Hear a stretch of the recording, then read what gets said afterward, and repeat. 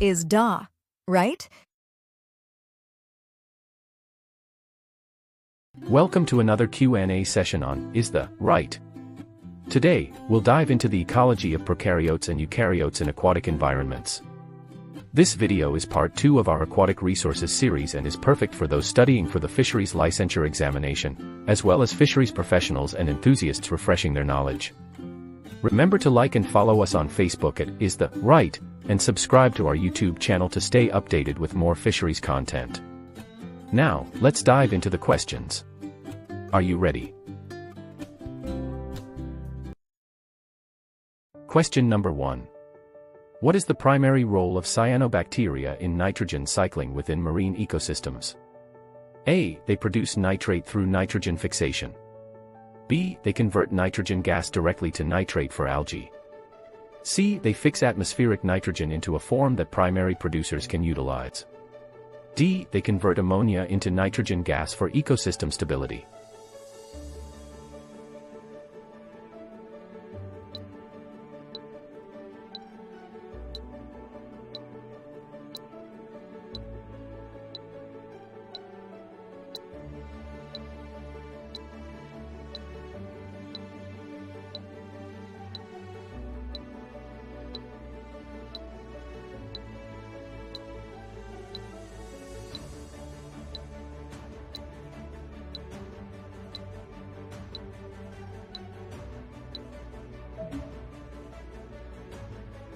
Answer.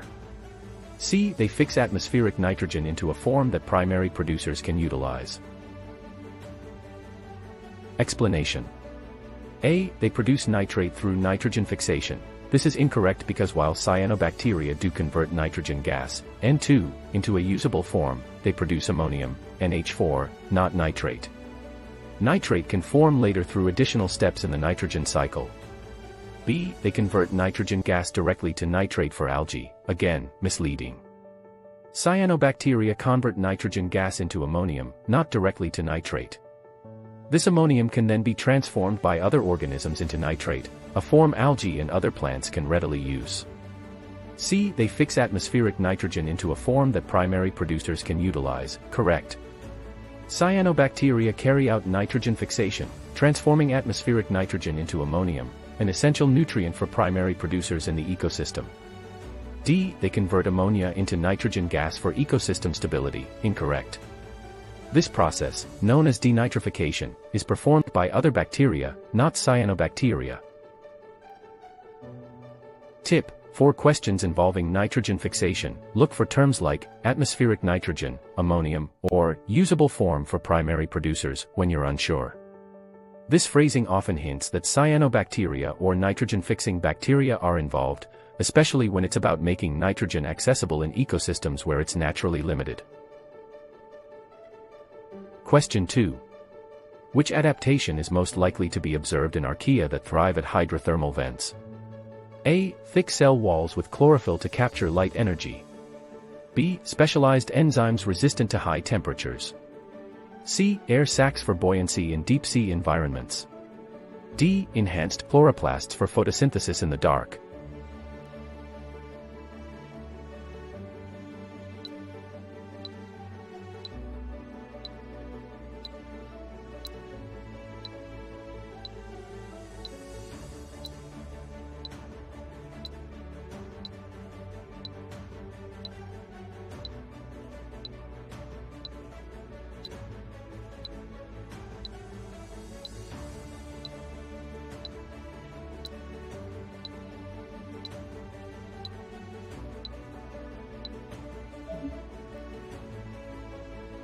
Answer.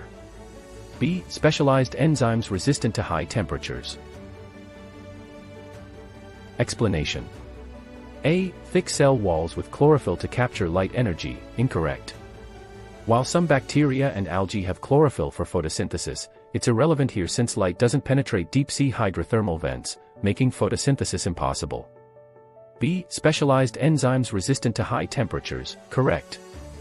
Archaea in hydrothermal vents have adapted by evolving heat-resistant enzymes that function efficiently under extreme conditions. Their cell membranes also differ structurally to withstand high temperatures. C. Air sacs for buoyancy in deep-sea environments. Buoyancy isn't relevant for archaea that live on or near the ocean floor. D. Enhanced chloroplasts for photosynthesis in the dark. Archaea don't have chloroplasts and don't perform photosynthesis, especially in dark, extreme conditions. Tip: when faced with adaptation questions, think about the environment first. For hydrothermal vents, keywords like heat-resistant enzymes or high-temperature adaptation should guide you to the correct choice. Question number 3. In aquatic ecosystems, chemosynthetic bacteria are primarily found in which of these settings? A. Shallow, sunlit regions. B. Areas near hydrothermal vents. C. Coral reefs where light is filtered. D. Oxygen-depleted freshwater ponds.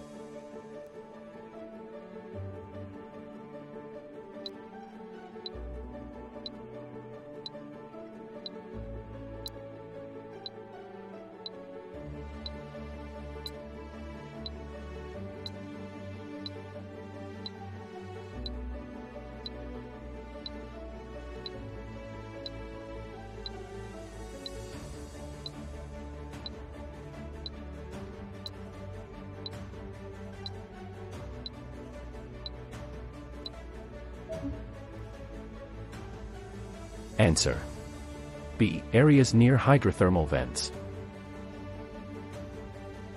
Explanation: A. Shallow, sunlit regions. Chemosynthetic bacteria don't depend on sunlight, so they aren't typically found in shallow, light-filled environments.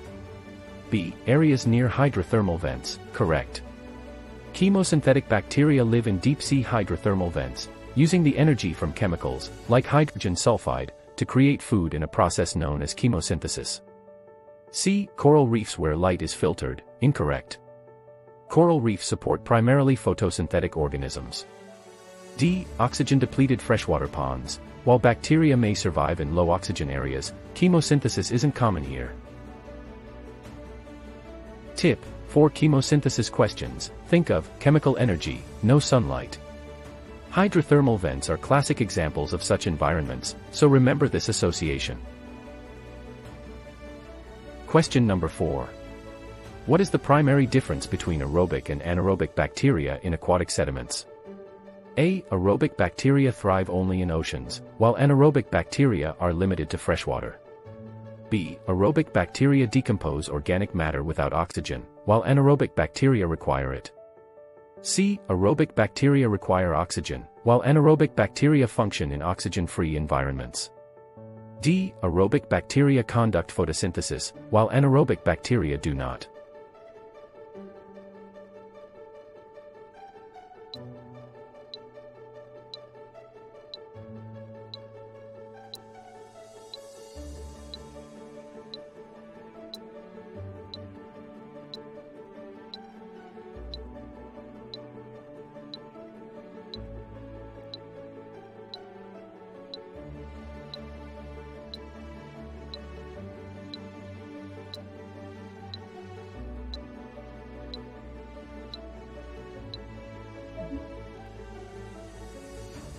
Answer: C. Aerobic bacteria require oxygen, while anaerobic bacteria function in oxygen-free environments. Explanation: A. Aerobic bacteria thrive only in oceans, while anaerobic bacteria are limited to freshwater. Incorrect. Both types can be found in both freshwater and marine ecosystems. B. Aerobic bacteria decompose organic matter without oxygen, while anaerobic bacteria require it. Incorrect. This reverses their requirements. Aerobic bacteria need oxygen, while anaerobic bacteria do not.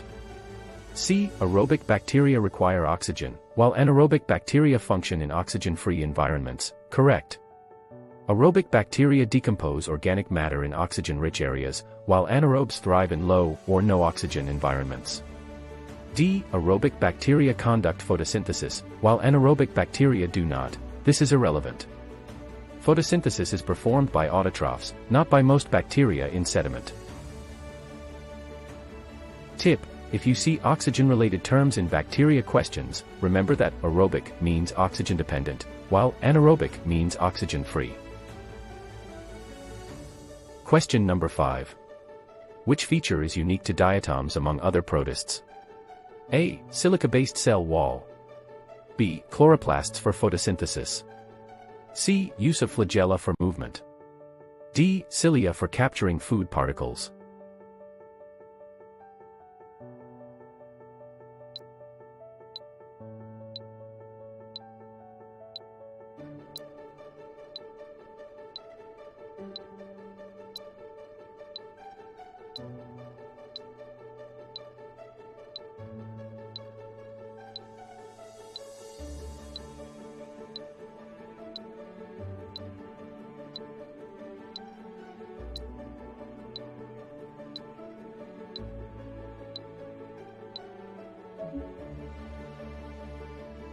Answer: A. Silica-based cell wall. Explanation: A. Silica-based cell wall, correct. Diatoms are known for their frustules, or silica cell walls, which have intricate patterns unique to each species. B. Chloroplasts for photosynthesis. While diatoms do photosynthesize, chloroplasts are found in many other algae and protists, making this feature not unique to diatoms. C. Use of flagella for movement. Diatoms typically lack flagella, movement is not their primary adaptation. D. Cilia for capturing food particles. Cilia are associated with ciliates, not diatoms. Tip: in exam settings, remember that silica or frustule is strongly linked to diatoms, distinguishing them from other protists. Question number 6. In what way do foraminiferans primarily contribute to marine sediment formation?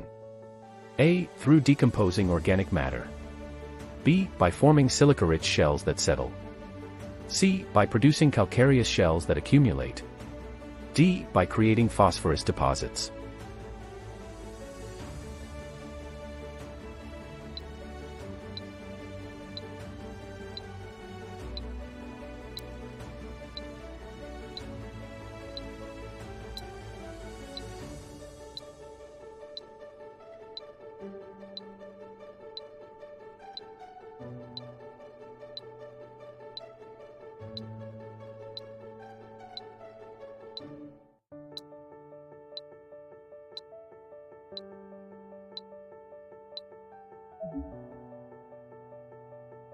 Answer: C. By producing calcareous shells that accumulate.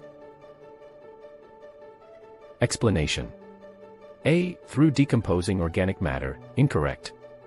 Foraminiferans are not decomposers. B. By forming silica-rich shells that settle, incorrect. Foraminiferans have calcium carbonate shells, not silica. C. By producing calcareous shells that accumulate, correct. Foraminiferans contribute calcium carbonate to marine sediments, which can form limestone over time.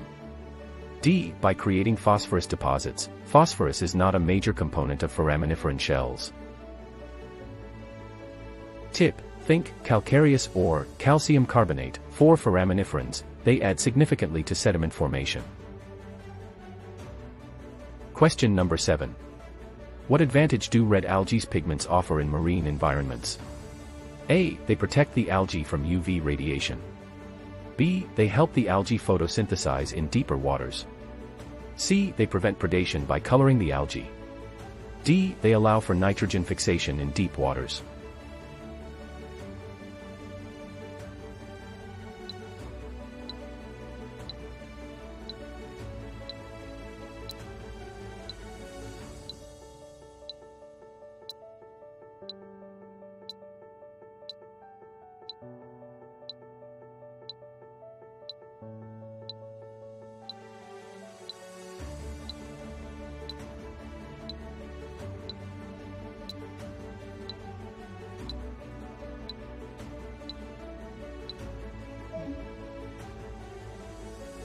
Answer: B. They help the algae photosynthesize in deeper waters.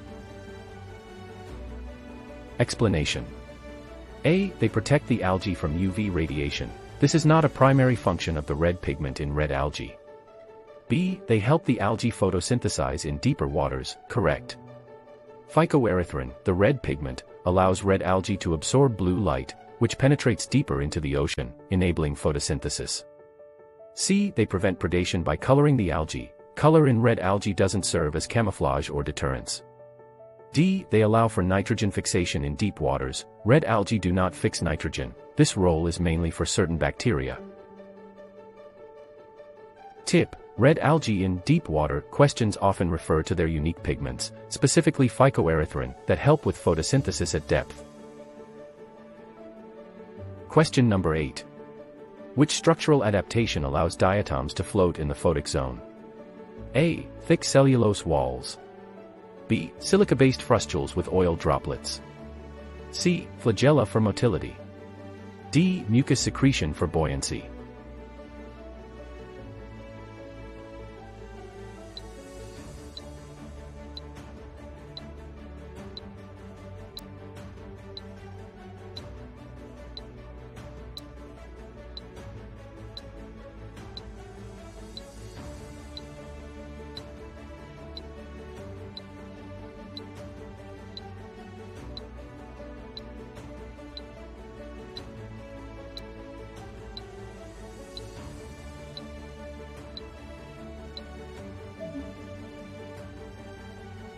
Answer: B. Silica-based frustules with oil droplets. Explanation: A. Thick cellulose walls, incorrect. Diatoms have silica-based cell walls rather than cellulose. B. Silica-based frustules with oil droplets, correct. Diatoms have frustules, rigid, silica-based cell walls, that provide structural support. They also contain oil droplets, which are less dense than water, helping them float and stay in the photic, sunlit, zone for photosynthesis. C. Flagella for motility. Diatoms generally lack flagella. They rely on buoyancy rather than active movement. D. Mucus secretion for buoyancy. Diatoms do not use mucus for buoyancy. Tip: if you see terms like oil droplets and silica, they typically point to diatoms, which are well adapted for floating in sunlit zones where they can photosynthesize effectively. Question number 9. Which process is carried out by methanogenic archaea in deep-sea sediments? A. Photosynthesis. B. Methane production from carbon dioxide. C. Nitrogen fixation. D. Sulfur oxidation.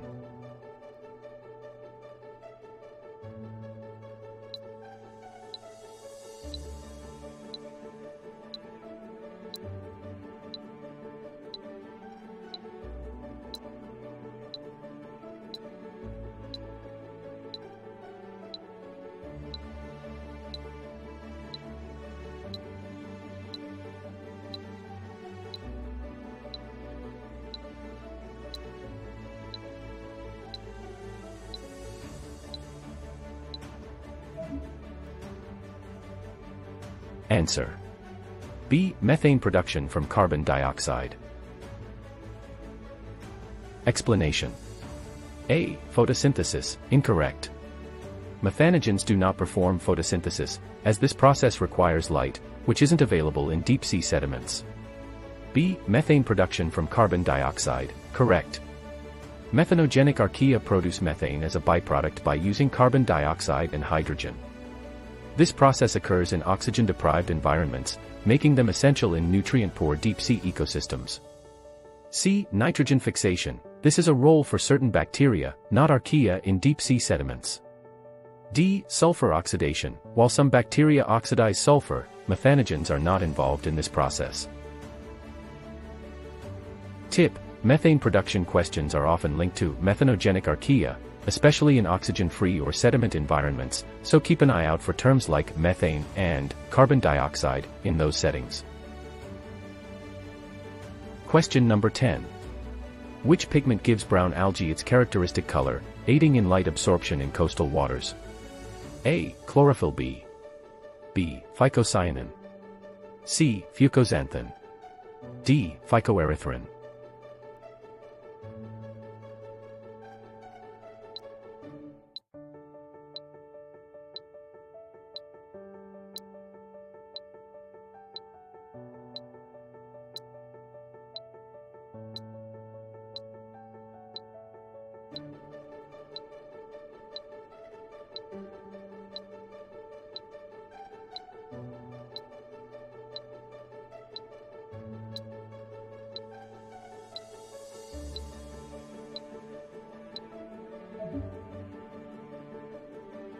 Answer: C. Fucoxanthin.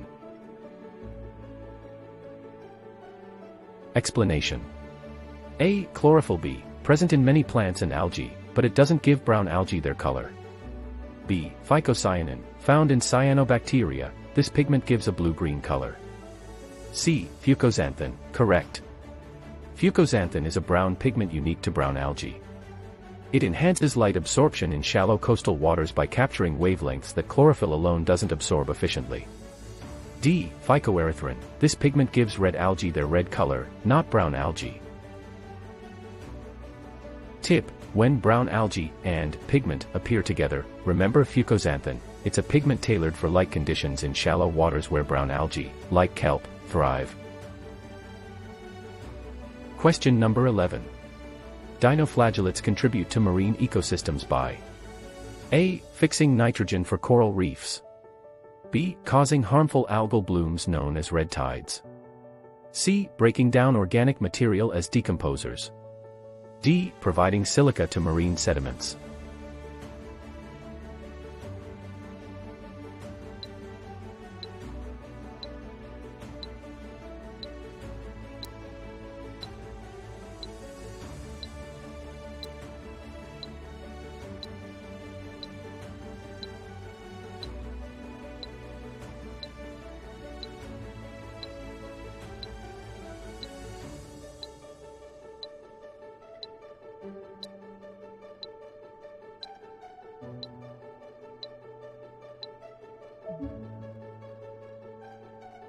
Answer: B. Causing harmful algal blooms known as red tides.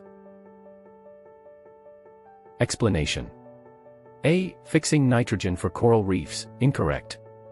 Cyanobacteria, not dinoflagellates, are known for nitrogen fixation. B. Causing harmful algal blooms known as red tides, correct.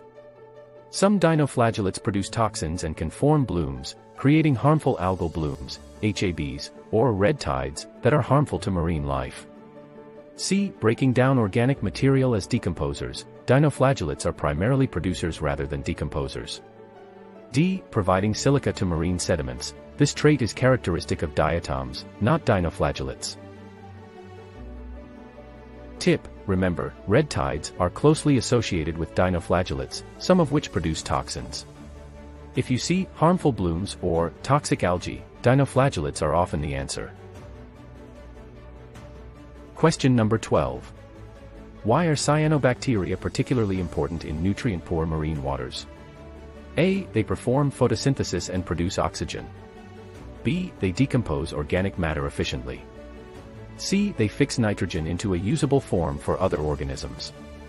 D. They generate methane in low oxygen conditions.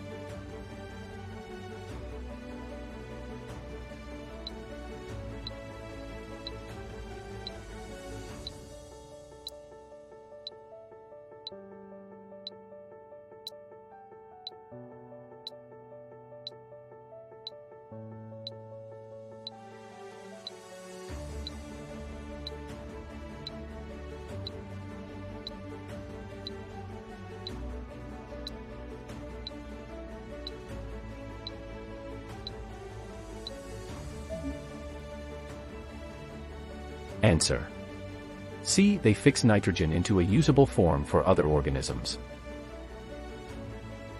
Explanation: A. They perform photosynthesis and produce oxygen. True, but this function is not specific to nutrient-poor waters.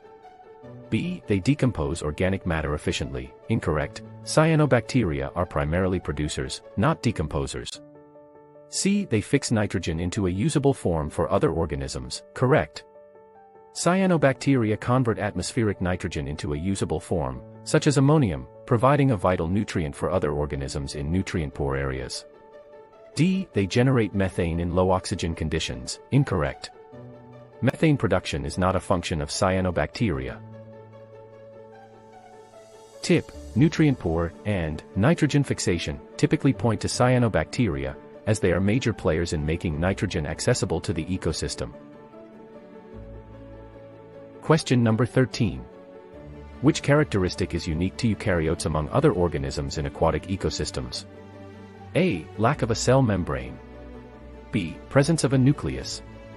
C. Ability to fix nitrogen. D. Anaerobic respiration.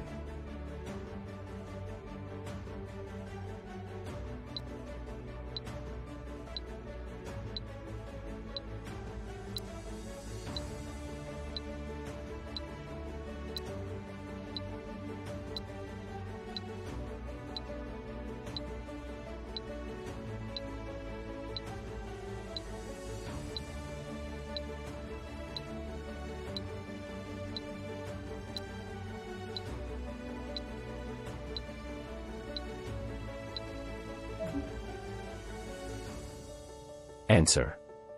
B. Presence of a nucleus. Explanation. A. Lack of a cell membrane. All living cells, including both prokaryotic and eukaryotic, have cell membranes. B. Presence of a nucleus. Correct. A nucleus is a defining feature of eukaryotes, housing their genetic material within a membrane. C. Ability to fix nitrogen. This is mainly a function of some prokaryotes, like cyanobacteria, not unique to eukaryotes. D. Anaerobic respiration. Both prokaryotes and some eukaryotes can carry out anaerobic respiration.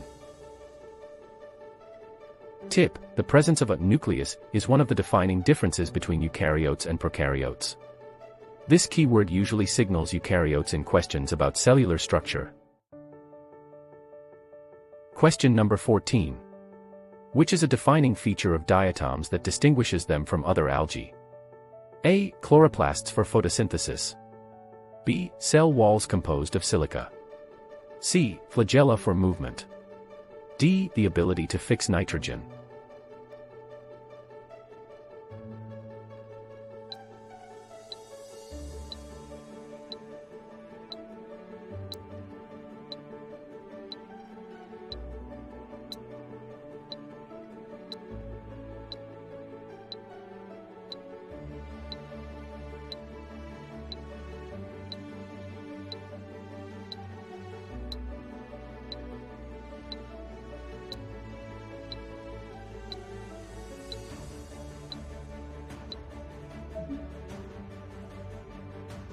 Answer.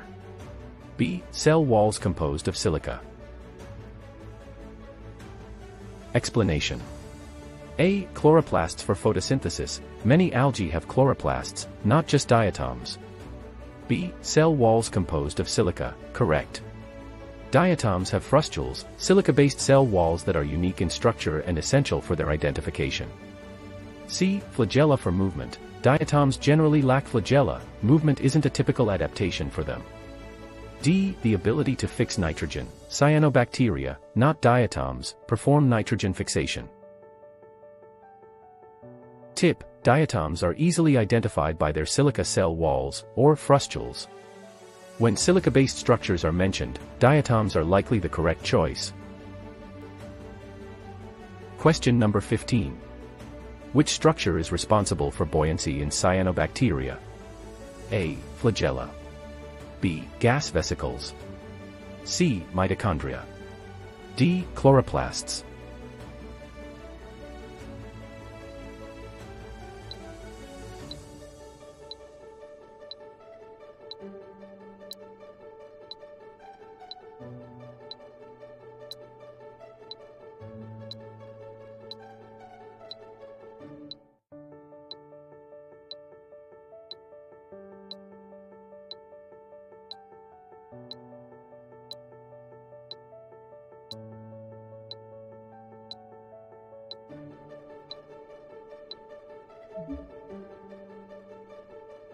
Answer.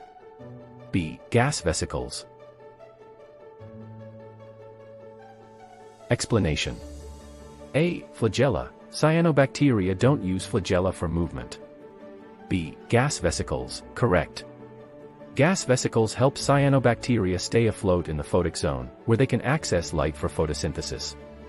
C. Mitochondria. Cyanobacteria lack mitochondria, as they are prokaryotic. D. Chloroplasts. Cyanobacteria don't have chloroplasts, they have chlorophyll in their thylakoid membranes. Tip: if you see buoyancy in cyanobacteria questions, look for gas vesicles. These structures help them stay at the surface to maximize light exposure. Question number 16. Which of the following adaptations is most beneficial to red algae in deep marine waters? A. Cell walls reinforced with silica. B. Chloroplasts containing chlorophyll B. C. Pigments like phycoerythrin. D. Gas vacuoles for buoyancy.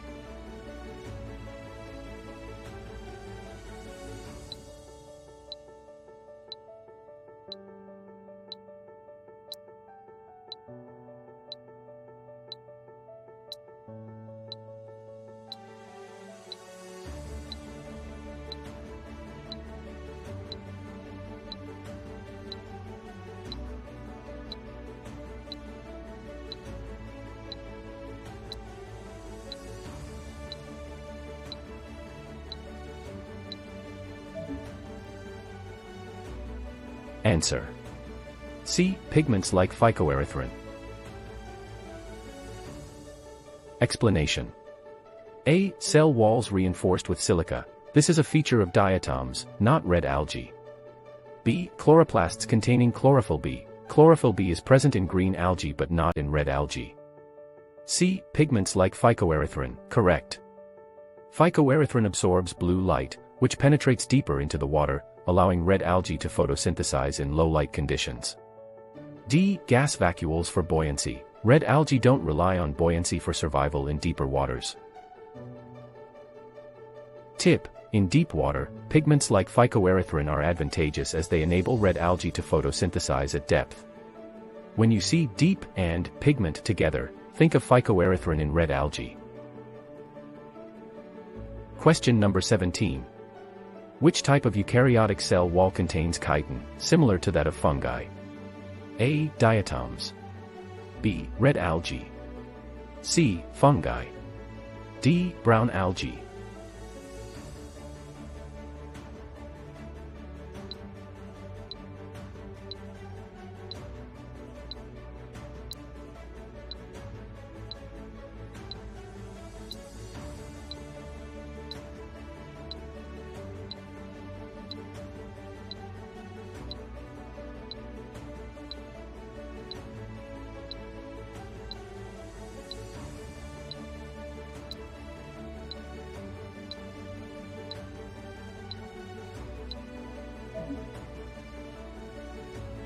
Answer. C. Fungi. Explanation. A. Diatoms. Diatoms have silica-based cell walls, not chitin. B. Red algae. Their cell walls contain polysaccharides, not chitin.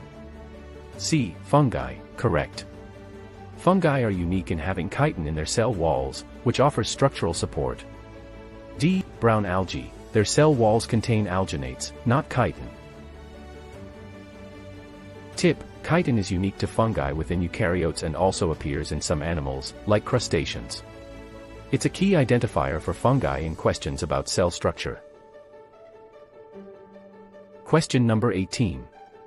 How do foraminiferans primarily contribute to geological records? A. Through silica deposits. B. By forming calcareous shells. C. By producing diatomaceous earth. D. By oxidizing sulfur.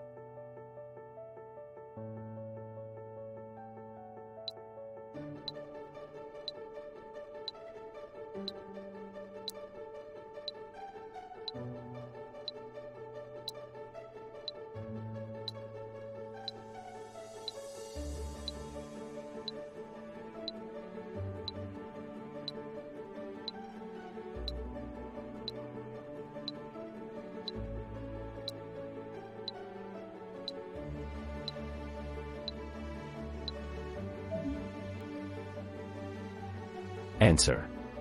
B. By forming calcareous shells. Explanation. A. Through silica deposits. Silica deposits are associated with diatoms and radiolarians, not foraminiferans. B. By forming calcareous shells. Correct. Foraminiferans have calcium carbonate shells that contribute to marine sediments and the formation of limestone. C. By producing diatomaceous earth. Diatoms produce diatomaceous earth, not foraminiferans. D. By oxidizing sulfur. Foraminiferans don't oxidize sulfur. Tip: calcium carbonate and calcareous are key terms for identifying foraminiferans' role in sediment formation. Question number 19.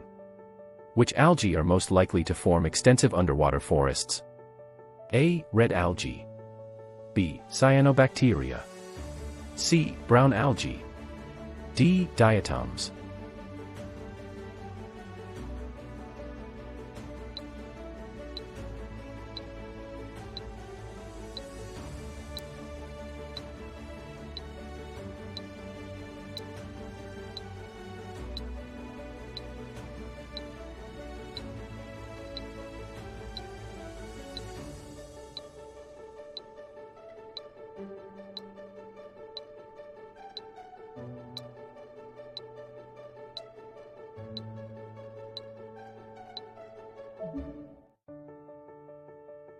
Answer: C. Brown algae.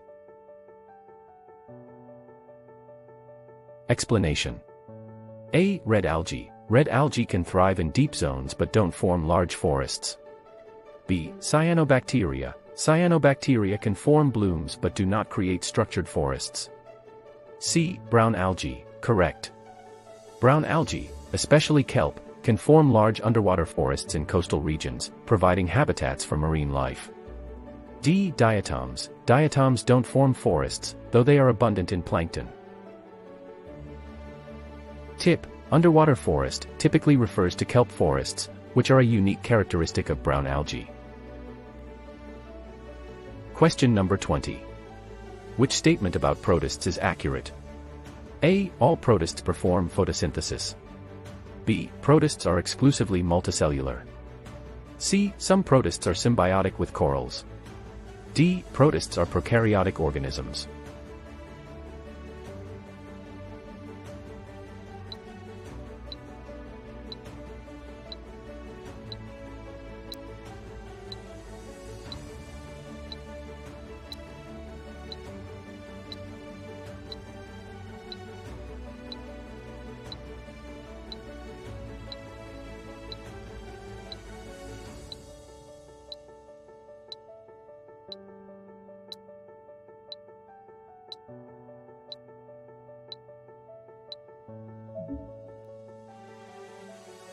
Answer: C. Some protists are symbiotic with corals.